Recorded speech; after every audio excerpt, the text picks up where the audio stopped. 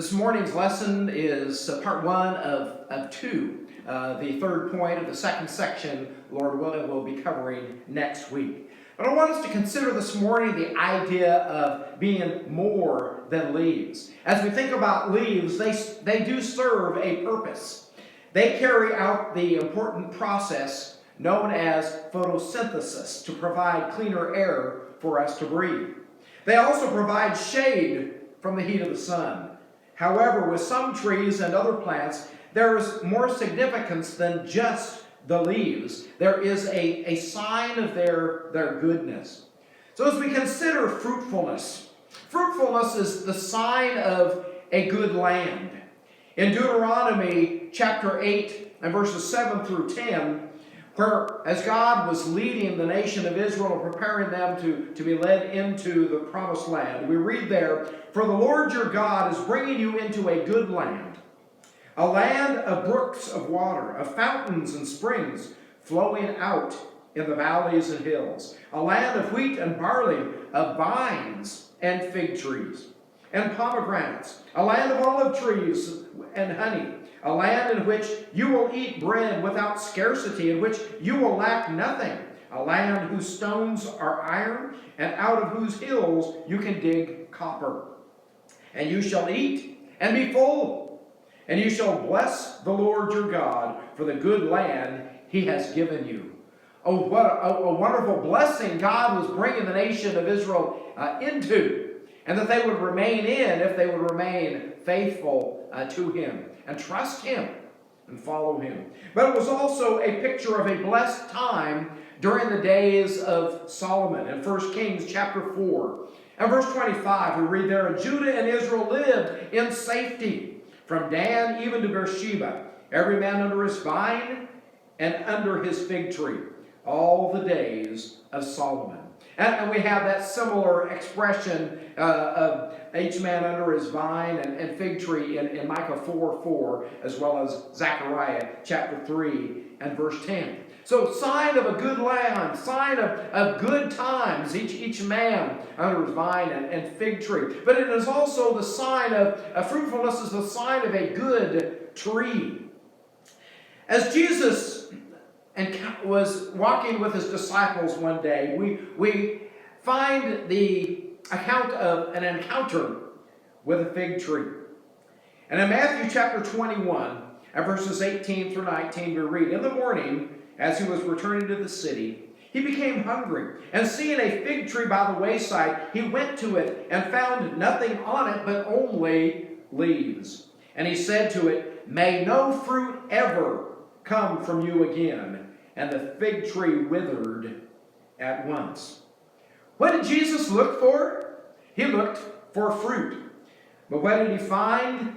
He found nothing but leaves. When it comes to the fruit of a fig tree, it begins to appear about the same time as the leaves, or very shortly afterward. And so here, the appearance of leaves in full bloom would have been an indication of fruit already being produced, fruit already growing there.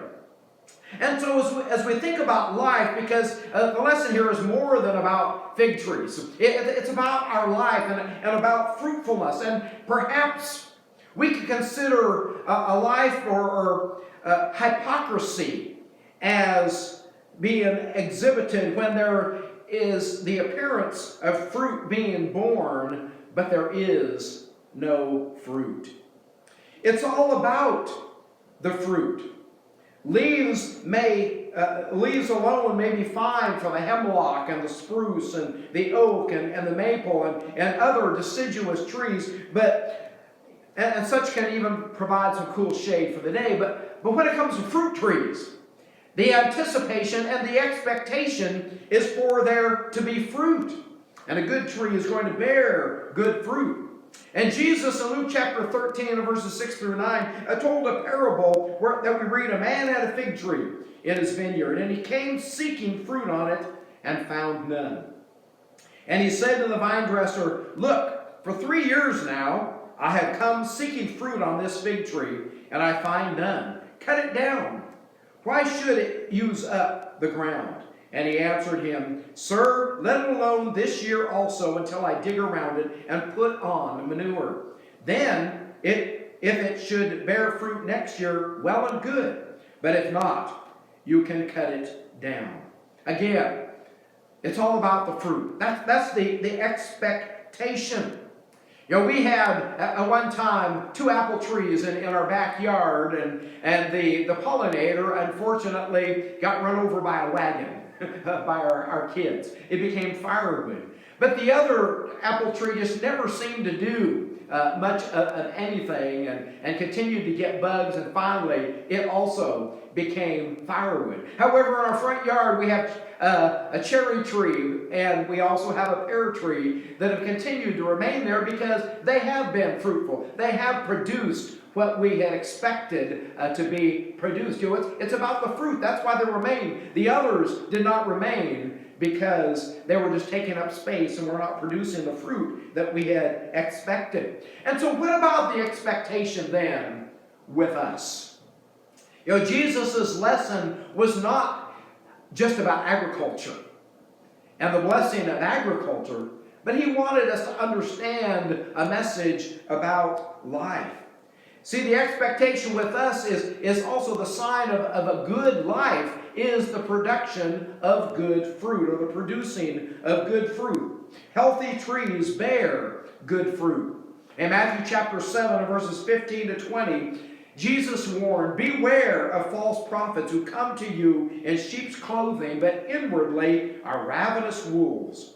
You will recognize them by their fruits. Yeah, false teachers don't wear a name tag that says, Hi, I'm so-and-so, I'm a false prophet. No, we look at the fruit of the life. We look at what's being taught, and we can know by the truth what they are, what characterizes their teaching.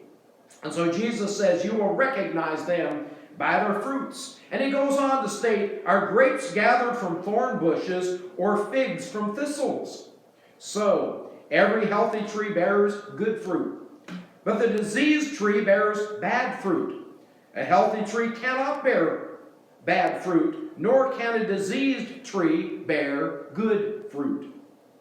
Every tree that does not bear good fruit is cut down and thrown into the fire. Thus you will recognize them by their fruits. And just as they, the false teachers, would be recognized and identified by their fruit, so it is with us. What is it that our fruit is revealing? Quality of fruit reflects true character.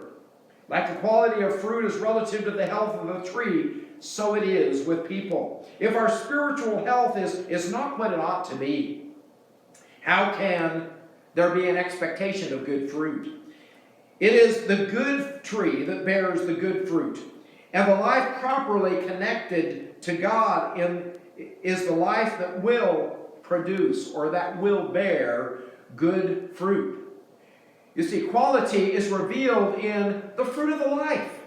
In John chapter 15 and verse 8, Jesus said, By this my Father is glorified, that you bear much fruit, and so prove to be my disciples. Here Jesus, the night prior to his death, talking to his disciples, gives another lesson about fruit and what it would reveal, the truth that would be revealed by the fruit of their life, showing if they bared fruit that they would prove, that they would show. It'd be a clear indication that they were his disciples.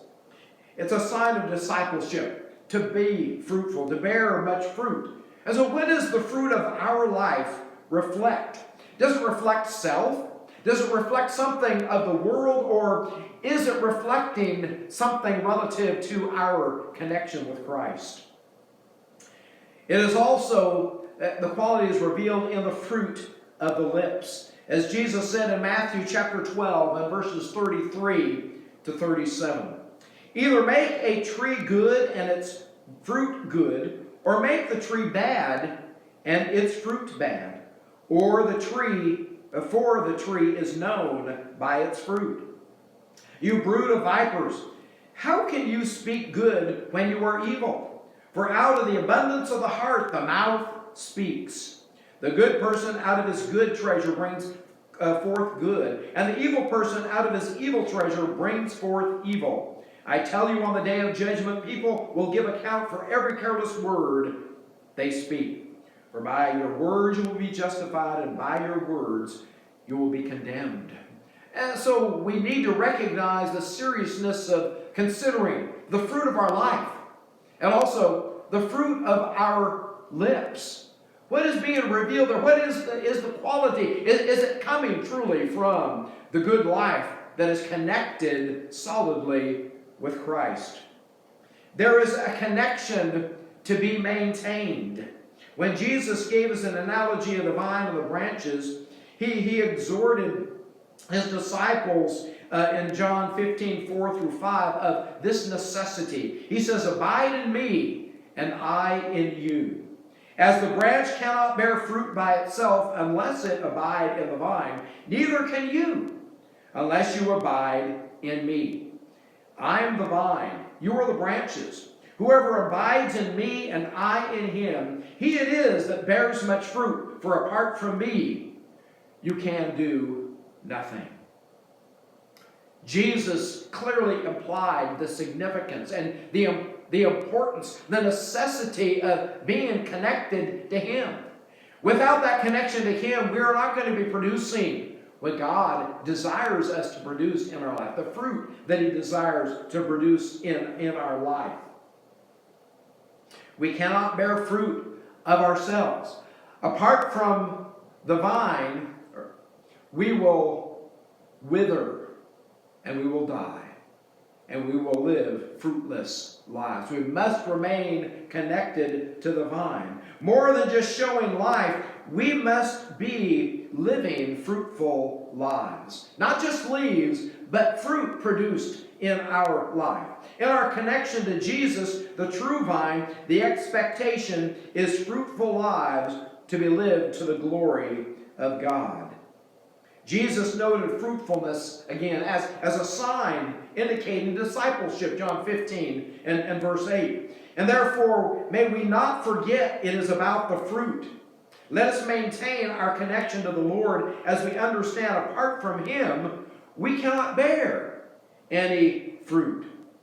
Lord willing, next week I want to focus on drawing how we draw the attention while maintaining the God-given purpose that is ours in the bearing of fruit. But are we, as we consider our own life, are we branching out to serve God's purposes? Is fruit relative to that being revealed in our life? In Hebrews chapter 6, 7-12, from the text we need to understand, as the writer of Hebrews was writing to Christians going through challenging times, times of trial, times of hardship. He was still addressed what their life was to be about and what was to be produced in their life. He says, for the land that has drunk the rain that falls on it and produces a crop useful to those for whose sake it is cultivated, receives a blessing from God. But if it bears thorns and thistles, it is worthless and near to being cursed, and its end is to be burned. Though we speak in this way, yet in your case, beloved, we feel sure of better things, things that belong to salvation. For God is not unjust so as to overlook your work and the love that you have shown for his name in serving the saints as you still do. And we would desire, each one of you, to show the same earnestness, to have the full assurance of hope until the end, so that you may not be sluggish, but imitators of those who through faith and patience inherit the promises. God provides what is necessary. As God provides the rains and the appropriate temperatures and all of that in his creation for plants to grow, for plants to thrive, for plants to be fruitful, there is still that which depends on the soil, on the land, or where those plants might be that are trying to grow. Same rain, same provision, but depending on some differences of location and where they are. And the same is true of a life, where we are placing ourselves, where we are, the soil of the heart. Even as Jesus addressed in Matthew 13, the parable of the sower. What is the condition of our heart? Same things provided. There Jesus, as he addressed the Word of God or the seed as the Word of God. That word, that seed has the power to germinate, the power to do what it is intended to do, but a lot depends on the soil where it falls. And the same with what God showers upon us to make us ready to be fruitful, live fruitful lives. Are we receiving it?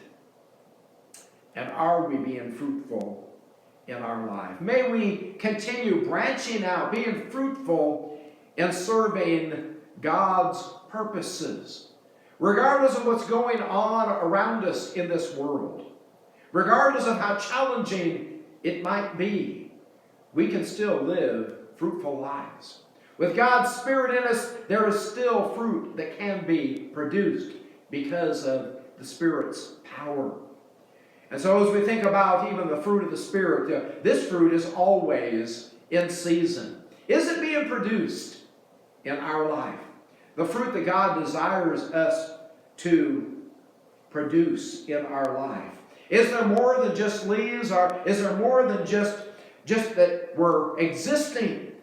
But a reality that we are thriving because of our connection with God. More than looking nice, more than providing shade, something beneficial, fruit being produced in our life. May that be the picture of our life, of a good life, a good tree, that which will produce the fruit God intended us to produce.